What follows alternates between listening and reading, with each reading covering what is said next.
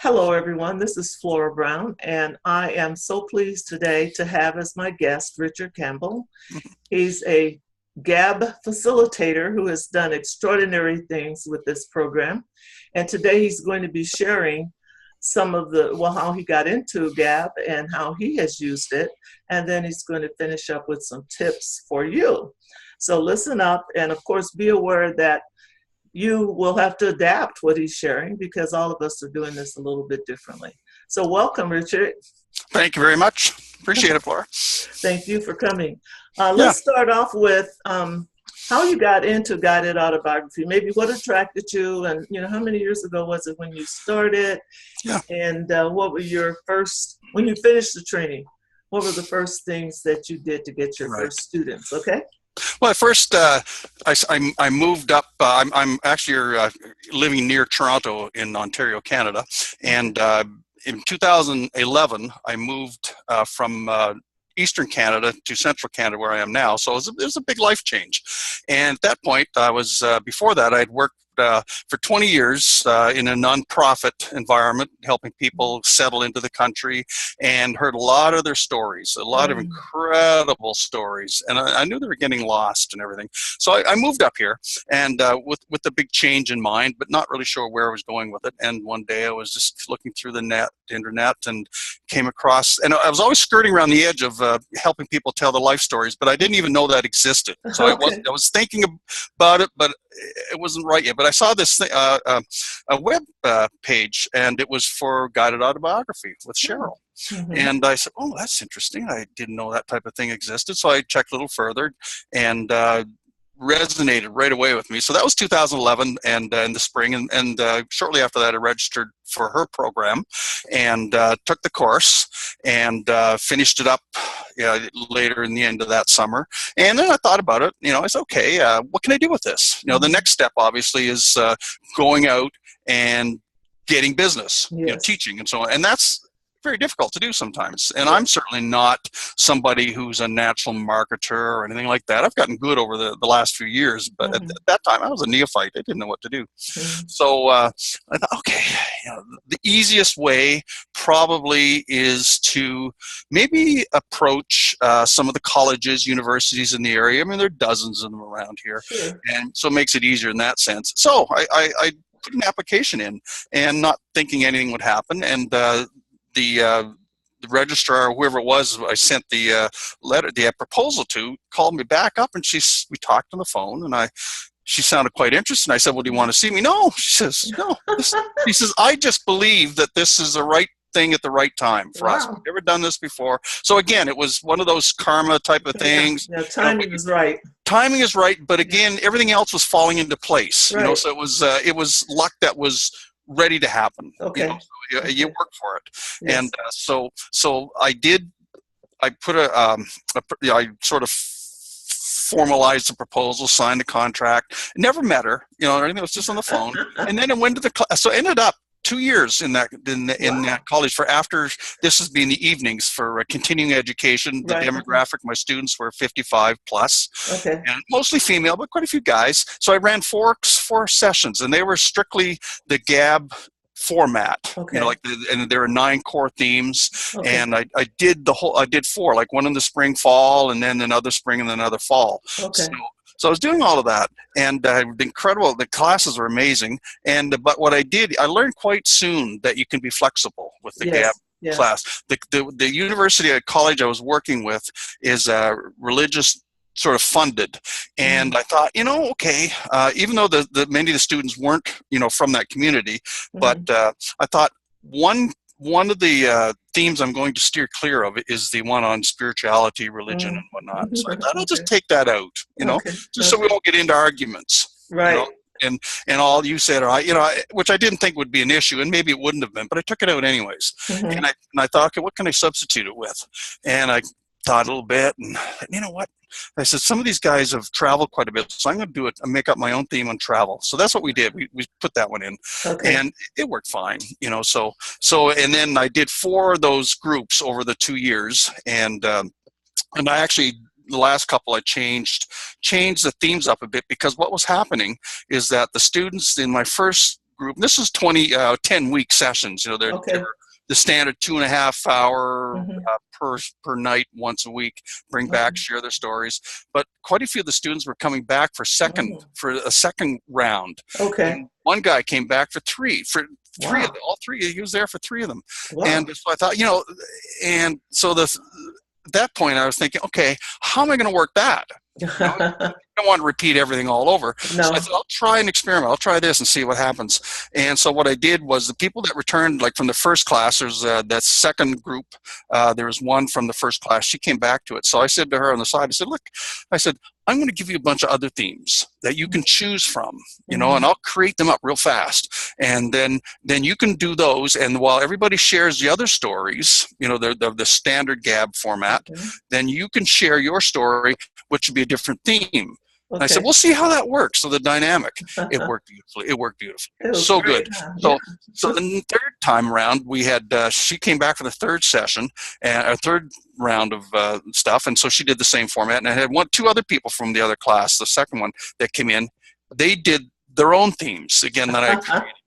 And so it was, you know, it didn't destroy the dynamics at all. You know, it was just so beautiful. It really worked really nicely. And they were almost like guides in the class too, because they had already been through the stuff. So you learned early on that you could begin to adapt the themes. Absolutely. And if you don't adapt, I think you're going to get stale really fast. Because I think it's most important to gauge the people in the class, like the first day. So the worst thing you want to do is go in and have all 10 sessions all planned out. You want to have a good rough idea, but you need to be flexible, because there has never been one time, even from that very beginning, that I've not changed up the session, the themes.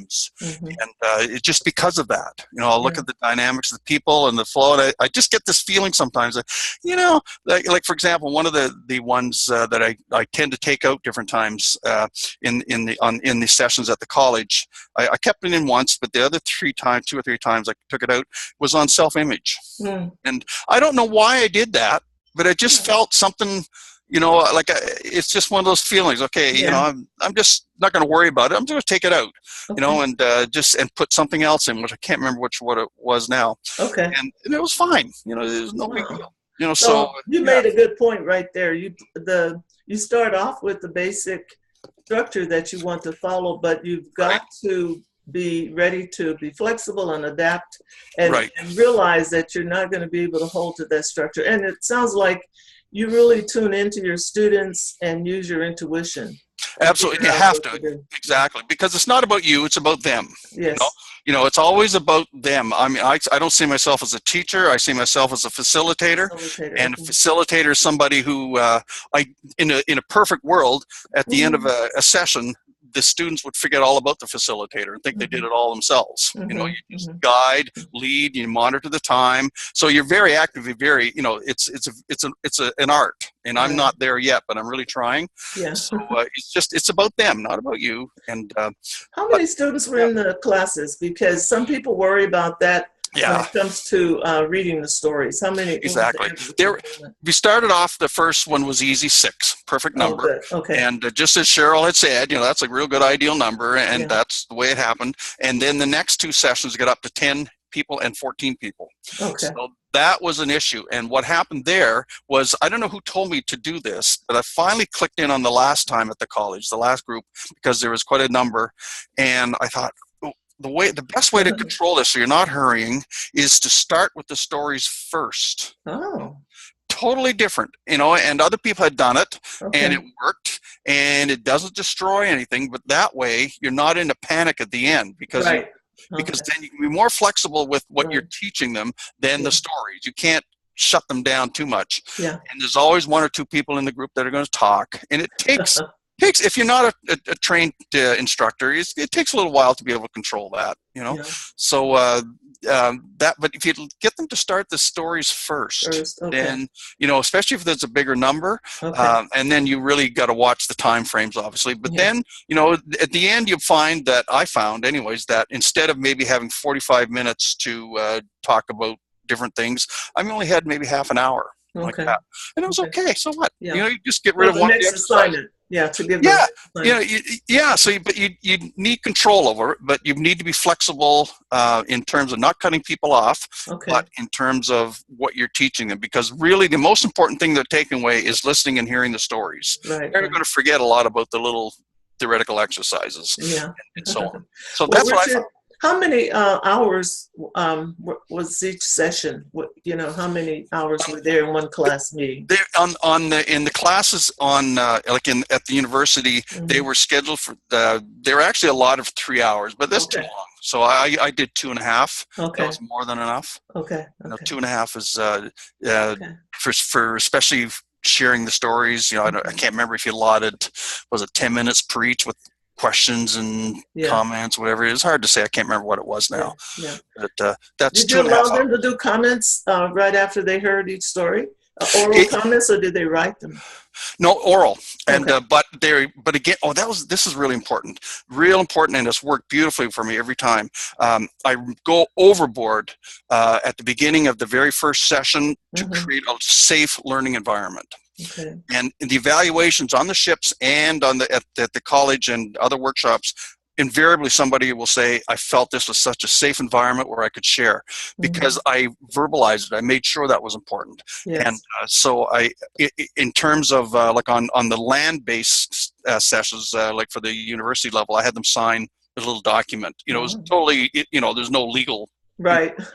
but nonetheless, just say what is said here stays here. Okay. Really important. So a confidentiality That's agreement. all it was, you Yeah. know. But I went over every time, and at the beginning of every session, I just said again, look, just a reminder, you know, Yeah.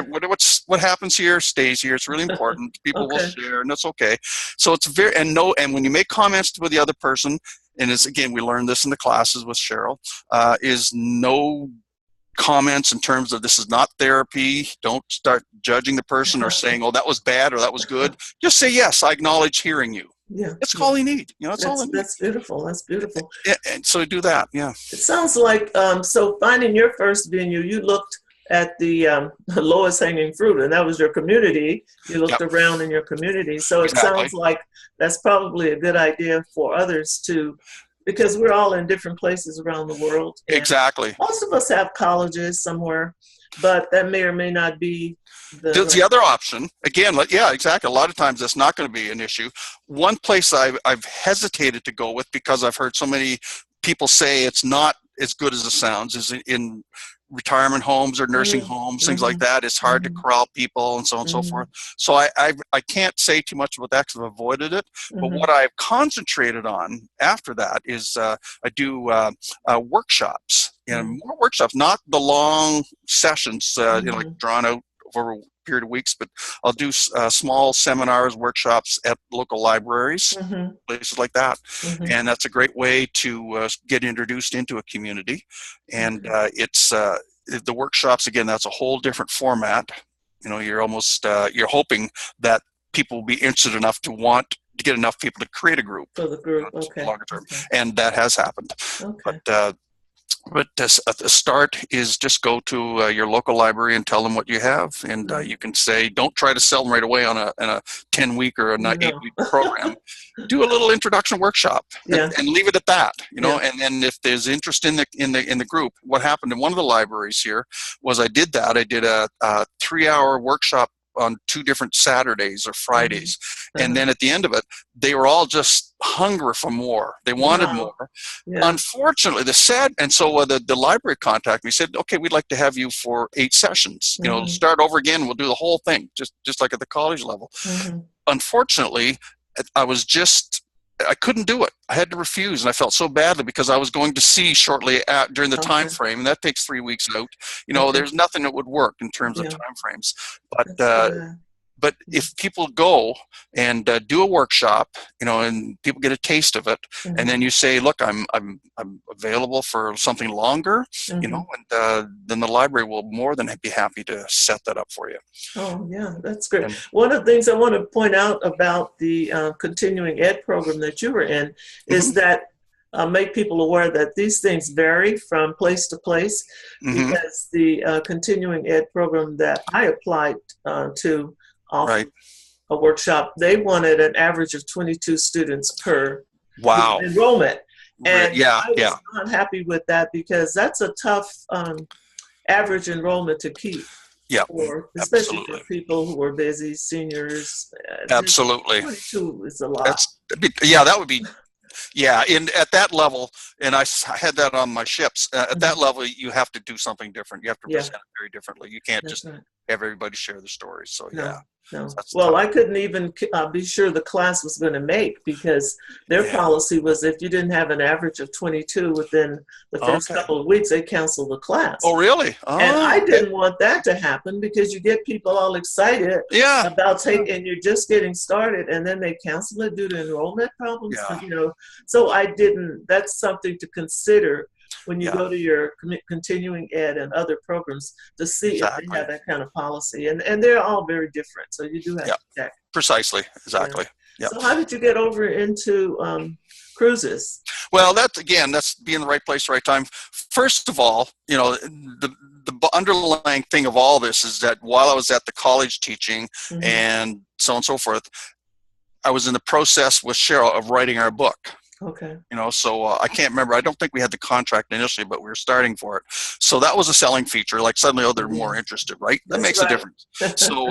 So by the time 2014, the book we are under contract to do the book then, and we were writing it, but the book didn't come out till the next year. However, I was on a cruise with my wife and some people, and we were in the Mediterranean, and I went up to the I was just on went to the bridge, and I said to the captain, I said, "Gee," I said, because you're allowed in the bridge in some of these lines, the smaller lines, you're Yes. allowed to do that. Most of them you're not." Yes. And I said, I'd like to do something, teach some memoir writing classes on this type of ship. I said, I know it wouldn't work in the Mediterranean, the Caribbean. It'd have to be long distance where nobody stops. Yeah. The Yeah. ship sails for 10 days, 12 days at sea, Okay. and captive audience kind of thing. That's right. So, but he, and I knew that line did it, and he wasn't that interested. He said, I don't know, I guess talk to head office. Well, right there in the on the bridge on the other side was a woman from head office from Seattle. Oh.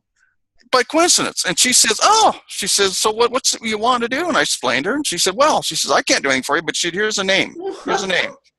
Normally, when you do those things, you have to go through agencies. That's and right. then they will slot you in, right? That's So right. this is backdoor, which is the way I come through everything in life. I And see. by coincidence, just coincidence. But she said, contact so-and-so at Seattle and just explain what you want and see what happens. So that was fine. That was in the summer of 2000 and I can't remember when it was, 2014 or something like that. Yeah, 2014. So that then got home, said they did the proposal in, and then just a few weeks later, I got this call out of the blue, and a woman, and it's from head office. She said, "Well, we're really interested in this. We've never done this before, ever, and it may work."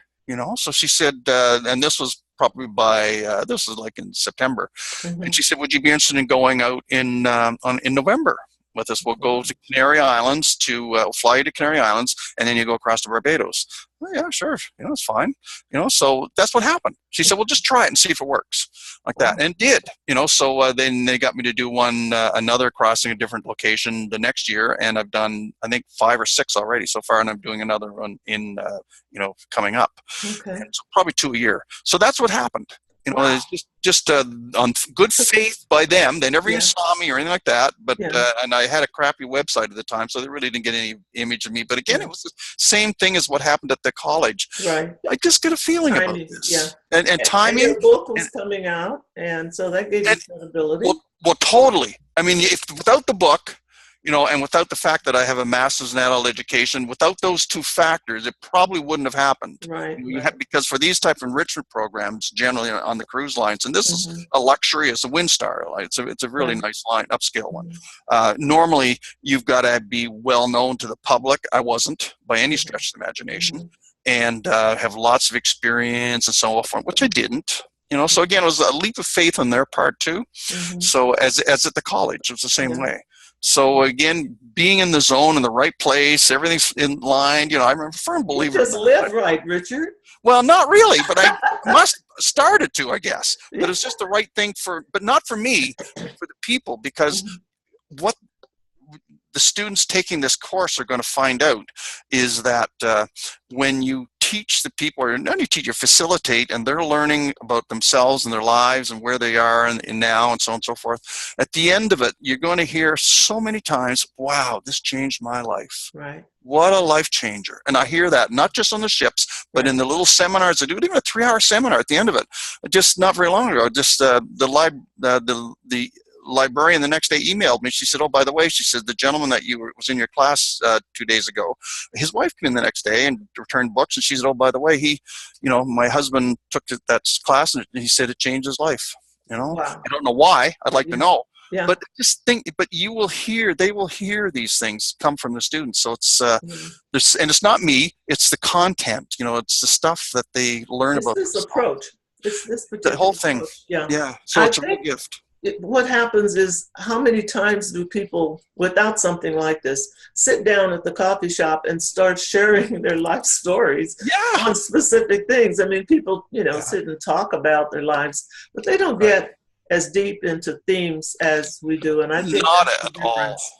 Totally different, because you're really getting into I mean, people love to talk about themselves, but at the same time, it's not just that. It's a deeper thing in learning about themselves, and that mostly they find, hey, I'm pretty good, and I've got to start. The greatest fear, the thing that everybody I hear all the time in my classes when they start, whether it's on the ship or in the classes, is somebody will say, well, my son or my daughter encouraged me to come here, but I don't have anything to say, or I'm not a writer. Yeah. To get those two things common all the time. I always think that their lives are ordinary. And they're not. And I always say, look, I can guarantee you that within 3 or 4 sessions here, you'll find out that you have a real unique story to tell, and they always do. And I said, you also don't have to worry about being a professional writer. That's right. I said, do you ever? And again, I think this is what Cheryl talks about too. Is they'll say, Jim Byrne had said, if you ever finished high school and wrote an essay or in school, you can do this too. You're qualified. You're qualified, or you ever. Some of the best stories come out that way. Yeah. So those are the two fears and the two things you hear in the first session over and over again. Well, you know what? Doing the workshop on cruises obviously is not a get-rich-quick scheme. No. So how do you get compensated for that? Nothing. Period. I shouldn't say nothing. It's 100% cost. There's no cost to it. Like, they fly me, take taxi to the airport, fly me, put me in a hotel. My wife can come too. Whoever, there's always room for another person, and so she does on occasion. And hotels, and then on the ship, everything's covered 100%. Everything, including $20 a day US for drinks. Which is whatever. So you get a free cruise, and it's in exchange for your expertise. Total free. And changing lives. And exactly. So everything's free. But the important thing about that for me is that again, I get to meet some really interesting people, and sometimes at the end of it, they say, "Okay, I want more from you." Oh, So okay, or they're more inclined to go and buy our book, the Writing Your Legacy one. So it works that way. Plus, on the website, it shows, okay, I do these things, so that makes me look more like an expert than I maybe really am. You found a great niche. It's good, but it's not it's one-off. It's something that maybe after a couple of years, as I get busier and busier, I may not be able to do anymore. Because it isn't cost-effective in that sense. Because it takes 3 weeks out of your life every trip. Yes. So you have to love to cruise to do this. So something you have to enjoy doing. Well, that's and a lot of And you know what, Richard? Other people who are thinking about doing this can do it on other cruise ships, but they will have to seek out, I think they're typically called enrichment programs, special programs. Exactly. Yeah, and and the only ways the only ones I'll ever work on are the ones that go across the ocean where there's no stops, because you can't do it around the Caribbean where everybody stops every day. There's no way they would even entertain something like that. So and very few lines. I mean, it's only twice a year that they do the crossings, so it's pretty limited. It's not something, and again, you're not going to make money on it. No, nobody will pay you for that. No, but it's a good experience. It's and it's I do a format there that's very different than in my classes. And tell us a little bit about that format, how it's different than in your classes, because you're on a cross transatlantic. They're not stopping. No. So you have access to them every day for what, 14 days or how many days? 12, usually about 12, like an information session. So it's over 12 days usually, but I only do 8 sessions. That's what I do. And I do that for different reasons, but I do 8. And and then I'm available the last 2 days for all kinds of stuff. But the first day you don't do anything because the ship's captain and the hotel manager don't want to see you. So the second day is information session, and the third day you're actually underway for session 1. Okay. So again, you're chopping up quite a few days. The last 2 days at sea, I found after the first one that people don't really want to. Their minds are away from all the stuff now. Right, they're returning to home. Yeah, getting back to reality. So I just do 8 sessions, and and normally they go an hour and a half. That's it. Okay. The last session, the last one, which is probably my most successful one, actually, was one that just happened in this just last month, I guess it was. Okay. There were 20 people, and the cruise director came up to me and he said, "Look," he said, "we can only put you in the main dining area because there's so many people in there, and it's a smaller ship, so there's not a lot of room." Mm-hmm. And he said, "We'll put you in there," but he says, "There's some other things going on, so can we just do 1 hour a day?" Mm-hmm. 20 people. And I said, "Wow, it's not really that great, an hour and a half." So we compromised an hour and 15 minutes. That's it. That's it. Wow. So 20 people, which is the biggest group I've had. Usually it could be every cruise it seems to get more and more because they advertise them more. Right. But, so I get 20 people around a big, huge captain's table and 3 or 4 on the sides of them. And I thought, okay, I was prepared for it. So I was fortunate that way. So I said, okay, here's how we're going to do it. And I said, we'll get through all the themes. And I actually covered 25 themes. Wow. Days. Now, that sounds terrible, doesn't it? It sounds almost blasphemous. It doesn't sound terrible. It sounds fantastic that you got through that. But it worked so beautifully that, I think it's the 5th cruise I've done. Every cruise has been different the way I presented. Mm-hmm. A couple of them the standard way, and then as the groups got bigger and bigger, I had to change it down. Mm-hmm. So now I think I've nailed it where I really like it. So I think the next cruise coming up in the spring, I'll do the same thing. Okay. And what it is, I do a format, and I don't really tell them how many sessions or how many themes we're going to do because it may change.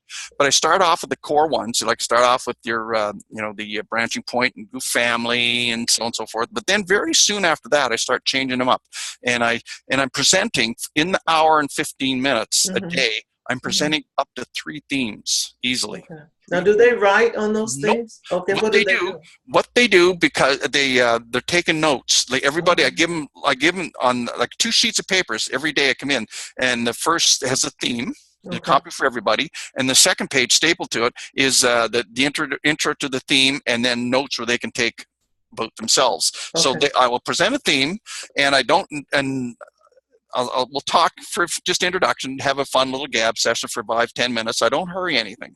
And that's the other trick. Make it look like you're not hurrying it through. Yeah. And so have a little chat, everybody's fine. And then safe environment type of thing. And then I say, okay, any comments from yesterday's session? So we may talk 5-10 minutes about that. And then after that, I'll say, now what we're going to just talk a few minutes about this theme, and I'll read it over to them while they're looking at it, and then they'll just take points. I want you to think of some of your branching points in your life. Just think a couple things, just a couple points, just notes. That's all they did. So that's all they did. Just and then notes. Wow. That's all we do. It's all we have time for. And then then we move on to the next theme, family, for example, and then they'll do the same thing. And then the next one, which would be major life's work or whatever, and or money. They usually do money. Yeah, and I often take that out, but I included it this time. Included it this time. And so we did that, and then we stopped. We had maybe 5 minutes left. So I said, any comments, any stories, anybody want to share something from yesterday? And so invariably they won't read anything in this type of thing, but they'll talk. Okay. And I said, okay, I'm not sure how this is going. We'll see. So the next day I did 3 or 4 themes. I was flexible enough, but again, I was massive change up on all this stuff. There's only 9 core themes, right? So I took a couple of them out, but I ended up covering all kinds of I've got my creative life, the art in my life, music, travel. They love travel. All this stuff really important to do. Yeah. Military service, because I did that on purpose, put that in there, and that was I think it's in the book, and because I knew 3 people in that session of the 20 were ex-military. So I thought, okay, let's put that in then, and so that actually worked beautifully. The art of forgiveness is another theme, and they love that. And then you remembering a loved one, little miracles, just fun stuff. But every day I finished my 3 or 4, or 3 usually, and then I'd say, okay, this group, let's go for the next 3, what should I do? Just play it by ear every day, like that, because there are no exercises, no time for that, no long stories. So I did that all the way through. So it was actually a very easy class to go through because we did that. And then at the end, the evaluations, I was thinking, okay, let's see what the evaluations are, because they've always been incredibly, really high all the way through. And I thought, maybe is this too superficial? Is it, I wasn't sure. Anyways, they were right dead on again. The evaluations are super high. Wow. They didn't know what the other alternative was. That's right. Right? This is all they you knew. Know that. Yeah, exactly. So they absolutely loved it. It was just they were just right out of the, and again, it's the content. I'm just staying out of the way, but making it fun for them, and it's a lighter class than it is. And you're stirring up their memories as they make notes, even though they're not writing a full-blown story. Oh, exactly. But they have those notes if they choose to later write it up. And that's what I'm hoping they will do, because I always say, at the end of it, I always say, stay in touch with me if you want, and I'll help you through the rest of this stuff. And I'm not going to charge you for it, because I know most of them won't do that. No. They won't get in touch with me. The odd one does, and that's okay.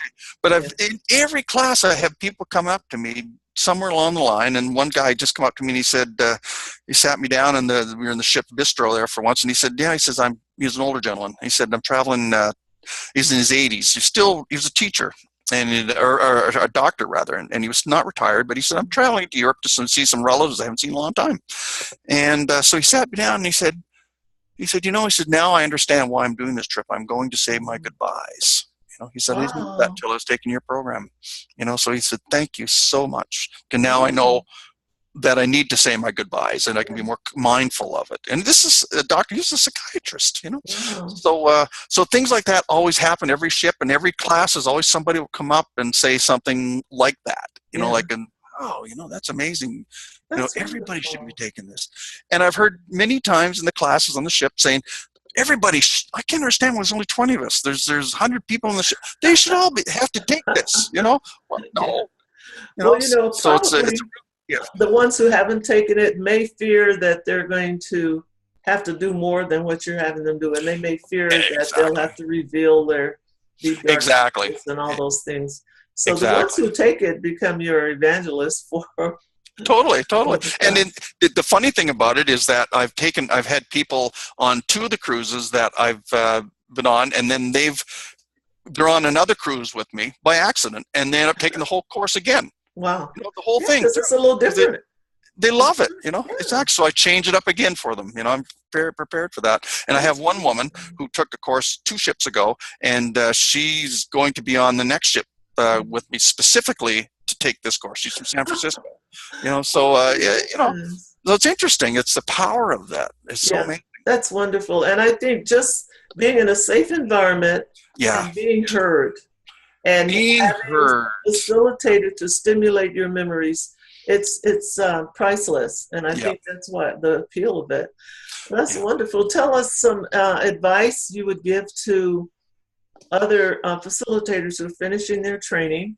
Some of them, obviously, the cruise option won't be available to everyone. No, not at all. But what kind of advice or tips would you give to them about offering their classes and finding venues? We've already talked about looking in your community. Any additional advice you have for them?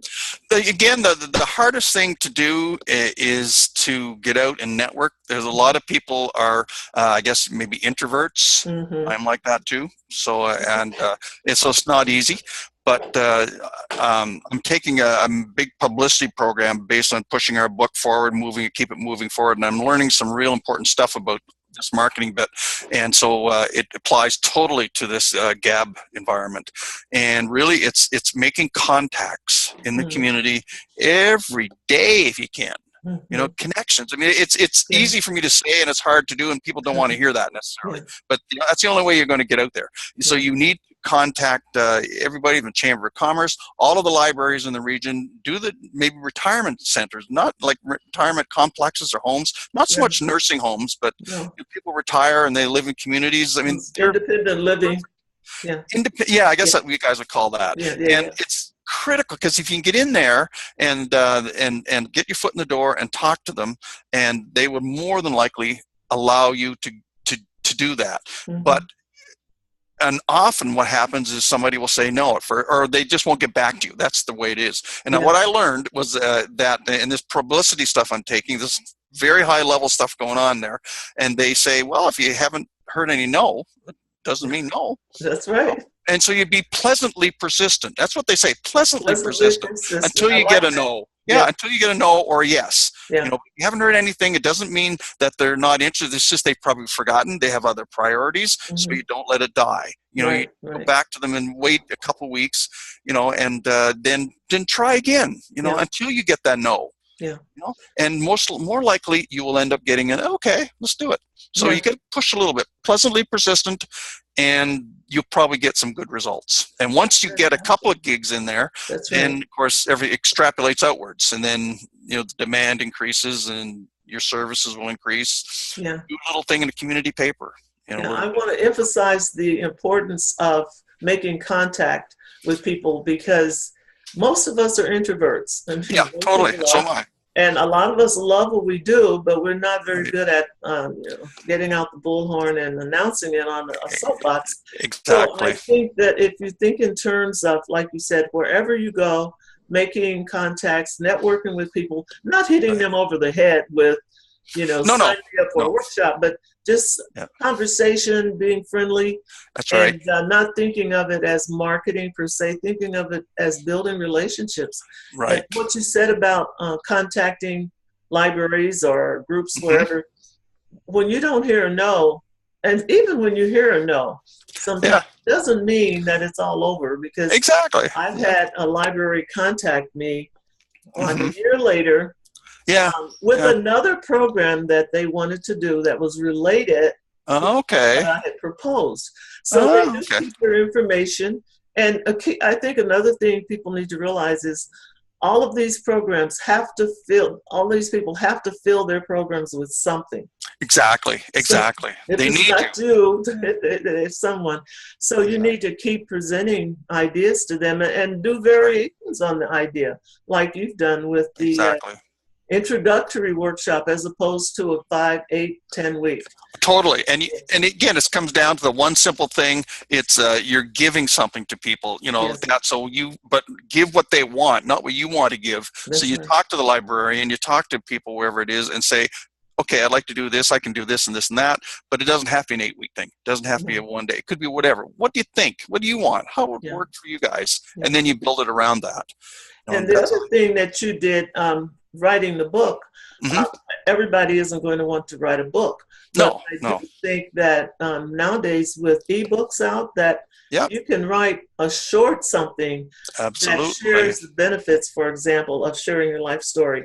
You can write articles and blogs and be a guest article on someone else's blog. Absolutely. I think once you start writing, that helps as well establish credibility. And it does totally, and that leads to a real important point. If you're treating this as when you're getting out of the program and getting into the real world with teaching it, if you have the mindset that, I'm not going to make any money on this, but I'll dabble in it, then okay, that's what'll happen. But if you're really serious about it, if you really want to get serious about it, then you need to be pleasantly persistent all the time in networking. You need to build yourself a half-decent website. And on that website, you can put there's little ebooks and all the stuff that you did as downloads, and be a funnel of information for people in that area. And again, when you make the proposals, that's the first thing they're going to look at. Does this person have a website? I want to see more about it. So and mine's a progress. Mine's not 100% there yet, even. But get that up. Get a business card.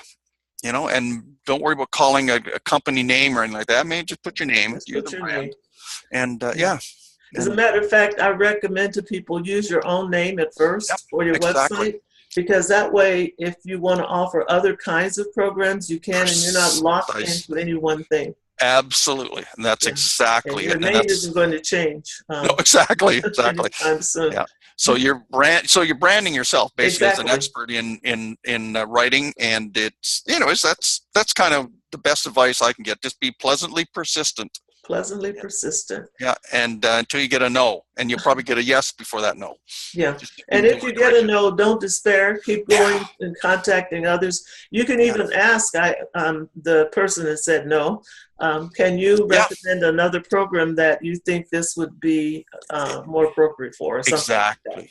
And that's exactly what happened with us with our book. We got rejected by the publisher who actually approached us in the beginning, Yeah. and they went all the way to the top, and then they said suddenly, well, things changed. And so we said, well, do you know somebody else? And then Right. that's how we ended up getting published. Right. Better. So that works for sure. There's no Yeah, that's fantastic. You have been so helpful. Do you have any closing words for the GAB facilitators who are going to be finishing their training soon? The only thing I think of is, I love this quote, Zen quote from way back, and it applies in a sense. It's after enlightenment, the laundry. So after the learning, the real world happens. That's right. Back to that again. And and if you want to take it seriously and make it a business, then treat it as such. And you'll be fine. That's fantastic. Well, thank you so much for joining us.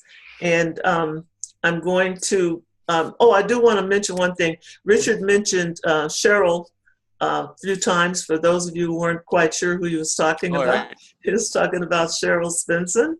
And she is, I consider, the face of guided autobiography after Dr. Biren, because she's been the trained most of us. Right. So thank you for joining us. And thank all of you for tuning in. And if you have questions, of course, go ahead and shoot them to me, florbrown@gmail.com. Thank you, Richard. Enjoy your next cruise. Thank you, Glad I Flora. was able to catch you in between. Good luck, everybody. Bye-bye. Thank you. Bye-bye.